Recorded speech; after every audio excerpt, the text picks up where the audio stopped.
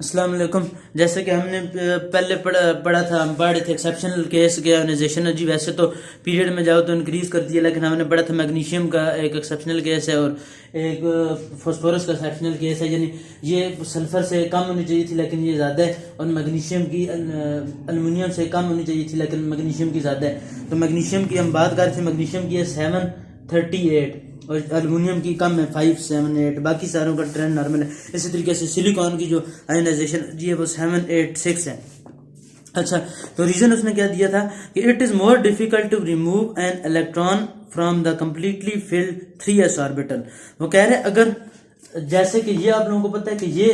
Complete fill है S में, क्योंकि हमने पढ़ा था 2 इलेक्ट्रॉन आते हैं, पी में हमने पढ़ा था 6, डी में हमने पढ़ा था 10, एफ में हमने पढ़ा था 14, एस पी डी एफ, यानी ये इलेक्ट्रॉनिक कॉन्फ़िगरेशन में हमने पढ़े थे ये इतने इलेक्ट्रॉन इसमें फिलिंग होते हैं एस में, और ये जो सब शेल है। तो वो कह रहे हैं कि ये जो कंप्लीट सब शेल होता है ना 3s2, ये अब कंप्लीट है, एस में 2 इलेक्ट्रॉन भी होते हैं। तो वो कहता है इसको इलेक्ट्रॉन को निकालना मुश्किल है 3s2 वाले इलेक्ट्रॉन को। यानी अगर बात करें कि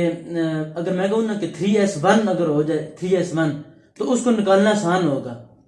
क्योंकि वो कंप्लीटली फिल नहीं है। लेकिन अब एक चीज स्टेबल है जिसे हम कह देते हैं 3s2 स्टेबल है, यानी एक इसका सब शेल मुकम्मल है, फिल है। तो इस इलेक्ट्रॉन को हमें एनर्जी ज्यादा देनी पड़ेगी निकालने के लिए, इसलिए इसकी इलेक्ट्रॉनिक कॉन्फ़िगरेशन वो आयोनाइजेशन एनर्जी थोड़ी ज्यादा होती है। फिर आगे आ जाती है अल्युमिनियम का केस। अल्युमिनियम की अब आ जाती है 3p1 आ जाती है, फिर ठीक है। उसके बाद आ जाती है फास्फोरस की है 3p2 आखिरी, फिर सल्फर की 3p3। अब हम ये पढ़ते हैं कि मैग्नीशियम की तो समझ आ गई है कि इसका शेल कंप्लीट था इसलिए, और इसका सोडियम के आखिरी शेल में क्योंकि 3s1 ही है तो एक इलेक्ट्रॉन को निकालना आसान है, हमें कम एनर्जी देनी पड़ेगी। मैग्नीशियम एल्युमिनियम की फिर 3p1 है, हमें जारी बात है कम एनर्जी देनी पड़ेगी, इलेक्ट्रॉन निकलेगा। इसमें मैग्नीशियम का क्योंकि सब शेल मुकम्मल है, एस मुकम्मल है, हमें ज्यादा एनर्जी देनी पड़ी इलेक्ट्रॉन को निकालने के लिए। अब बात आती है फास्फोरस का, उसने क्या रीजन दिया है कि while in case of aluminium की क्योंकि बात हो चुकी है कि आखिरी शेल है, it is easy to remove the same from the partially filled 3, क्योंकि सारी बात है 3p1 है पार्शियली फिल है, मुकम्मल तो फिल नहीं है ना, 3p6 तो नहीं है, तो इसलिए इलेक्ट्रॉन को निकालना मुश्किल है। तो यही तो उल्टा बात है कि आखिरी जो ऑर्गन होता है वो 3s2 3p6 है, इसकी आयोनाइजेशन एनर्जी क्यों सारों ज्यादा होती है क्योंकि इलेक्ट्रॉन को निकालना बहुत मुश्किल है इधर से, क्योंकि ये इनर्ट गैस है, नोबल गैसेज है, इसके ये स्टेबल है, इलेक्ट्रॉन को निकालना इसलिए तो मुश्किल था। तो ये 3p1 है तो partially fill p orbital electron को आसानी से निकल जाए, कम एनर्जी देनी पड़ेगी। फिर आगे आ जाते हैं कि that is why ionisation energy of magnesium is higher than that of aluminium. ये समझ आ गई। Higher value of p as compared to s has been explained on the same lines of argument as used in the explaining the higher value of magnesium as compared to aluminium. वो कह रहा है कि जैसे बात हुई है कि अब हम क्योंकि हमने बात की कि फास्फोरस की ज्यादा है सल्फर से, तो वो कह रहे हैं कि ये बात हो रही है जैसे हमने बात की है सोडियम मैग्नीशियम और एल्युमिनियम के केस की बात की है हमने, तो यही केस एस और पी में भी यही बात आ जाती है कि एस में से इलेक्ट्रॉन को निकालना मुश्किल है एज कम्पेयर टू पी, क्योंकि एस में इसीलिए आयोनाइजेशन एनर्जी इसकी ज्यादा मैग्नीशियम के। यानी दो के बातें उसने बताई, एक उसने बताया कि ये कंप्लीटली फिल है इसलिए आयोनाइजेशन एनर्जी ज्यादा है इसकी, दूसरी उसने बताया कि एस में से इलेक्ट्रॉन निकालना ज्यादा मुश्किल है बनस्बत पी के, यानी एस में से हमें ज्यादा एनर्जी देनी पड़ती है, पी में से आसानी से निकल जाता है क्योंकि एस में वो डायरेक्ट न्यूक्लियस उसे अट्रैक्ट कर रहा है, पी में थोड़ा इलेक्ट्रॉन थोड़ा उसकी ज़्यादा आ जाती है, स्पेस वगैरह ज़्यादा आ जाती है। अब आगे आ जाती है बात की कि फास्फोरस का उसने क्या रीज़न दिया है। फास्फोरस का उसने रीज़न नहीं दिया weather trends in the first ionization energy of period 3 as compare S and P Bragg element in period and in a group of periodic table as shown in figure S and P।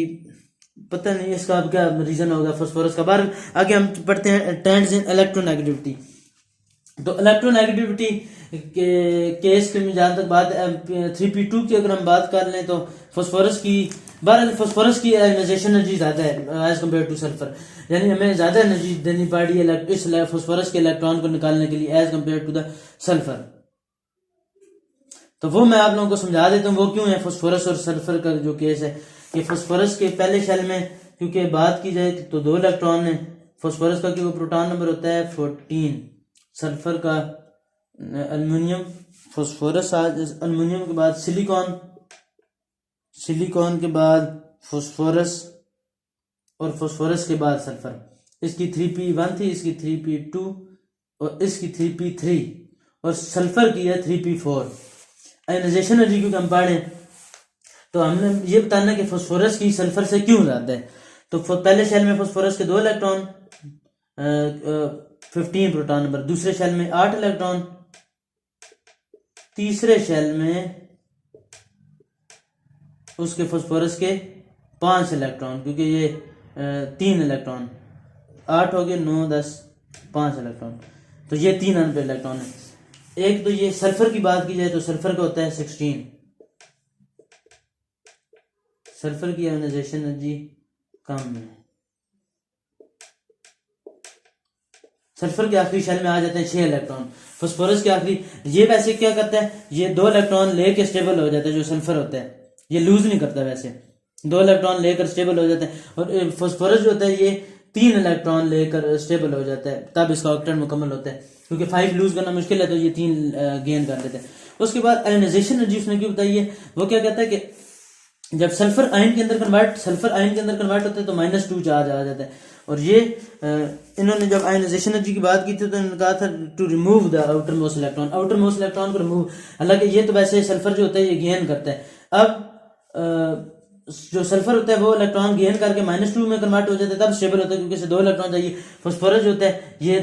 3 electron gain करेगा तब ये stable होगा। NH3 वगैरह जो never पास से भी जो भी 5th ग्रुप है, तो आखिरी शेल में 5 इलेक्ट्रॉन होते हैं, तो ये 3 इलेक्ट्रॉन गेन करके इधर से स्टेबल होगा। अब बात है कि आयनाइजेशन एनर्जी हमें ज्यादा देनी पड़ रही है, एक है 3p3 और एक है 3p4, फास्फोरस की है 3p3, इसमें से हमें जब ये 3p2 के अंदर कन्वर्ट होगा और ये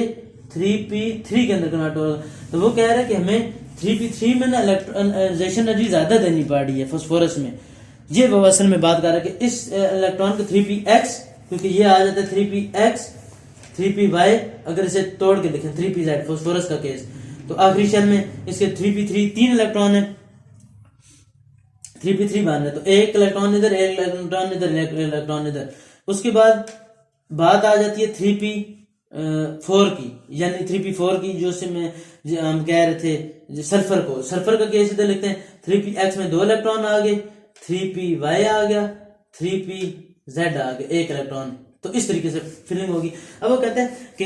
इसमें ना, क्योंकि ये स्टेबल है, क्योंकि हमने ये एक रूल वगैरह में पढ़ा था कि ये अब px में 1 इलेक्ट्रॉन आ गया, py में 1 इलेक्ट्रॉन आ गया, pz में 1 इलेक्ट्रॉन आ गया, इस इलेक्ट्रॉन को निकालना आसान है, 1 इलेक्ट्रॉन को निकालना, तो ये 3p2 आसान यानी मुश्किल है बहुत, क्योंकि ये स्टेबल है। जैसे हमने बात की थी कि 3 केस होते हैं, एक है completely fill 3s2, completely fill हो तो वो चीज स्टेबल होती है, दूसरा केस आ जाता है हाफ फिल, वो उससे कम स्टेबल है, और तीसरी चीज आ जाती है ये सारों से स्टेबल होती है मोस्ट स्टेबल, उससे कम होती है, एक होती है कंप्लीटली फिल, ये मोस्ट स्टेबल, उससे कम जो होती है स्टेबल, सेकंड में जब स्टेबल जो चीज आ जाती है वो स्टेबल होती है जो हाफ फिल हो, उससे कम आ जाती है पार्शली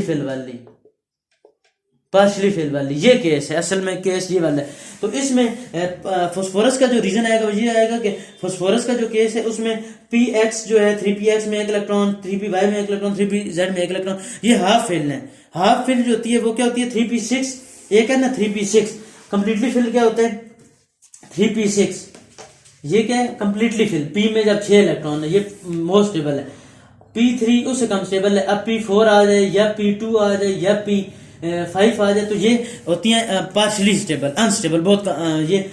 मोस्ट स्टेबल ये जो फास्फोरस है ये स्टेबल है, 3p3 का जो केस है हाफ फेल है, तो हमें एनर्जी ज्यादा देनी पड़ी है उसको आयन के अंदर कन्वर्ट करने में, इसलिए इसकी आयनाइजेशन एनर्जी ज्यादा, ये रीजन है कि px जो ये है हाफ फिल है और ये ज्यादा स्टेबल है, और ये जो है 3p4 ये क्योंकि पार्शली फिल है तो ये कम स्टेबल है, तो हमें कम एनर्जी देनी पड़ी इलेक्ट्रॉन को निकालने के लिए। होप कि आपको ये आयनाइजेशन एनर्जी का जो ट्रेंड है, ये एक्सेप्शनल जो केस है फास्फोरस का, कि फास्फोरस की क्यों ज्यादा होती है और जो मैग्नीशियम का केस है वो आप लोगों को समझ आ गई होगी।